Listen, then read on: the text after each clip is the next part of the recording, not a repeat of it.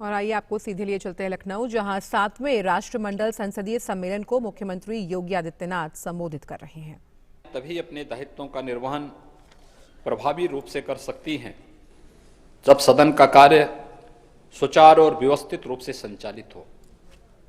अनेक अवसरों पर सदन की कार्रवाई व्यवधानों से बाधित होती है और सदन का बहुमूल्य समय नष्ट होता है। इन व्यवधानों से न केवल इन संस्थाओं के कार्यकरण की निर्धारित प्रक्रिया अवरुद्ध होती है, बल्कि लोकतंत्र की मूल भावना के प्रति भी आम नागरिक की आस्था आहत होती है।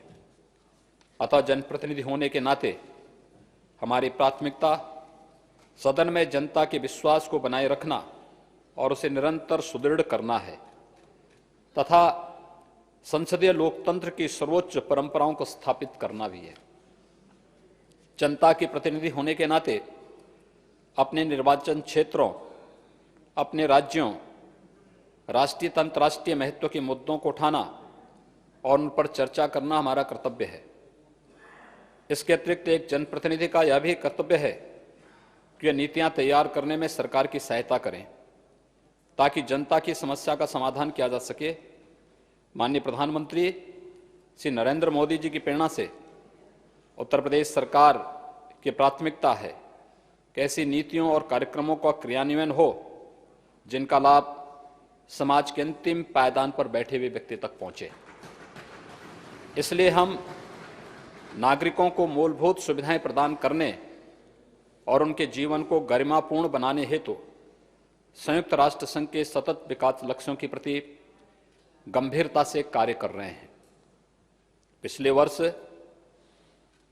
यह अत्यंत गौरवपूर्ण क्षण रहा है जब उत्तर प्रदेश विधानमंडल की ओर से कुछ विशेष सत्र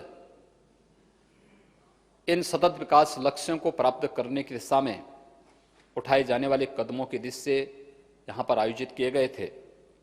2 अक्टूबर 2019 को राष्ट्रपिता महात्मा गांधी की 150वीं जयंती के अवसर पर हमने विधानमंडल का एक विशेष सत्र आहूत कर 36 घंटे से अधिक समय तक निर्बाध रूप से सतत विकास लक्ष्यों को प्राप्त करने की दिशा में विभिन्न चुनौतियों एवं कार्य योजनाओं पर विस्तृत चर्चा की।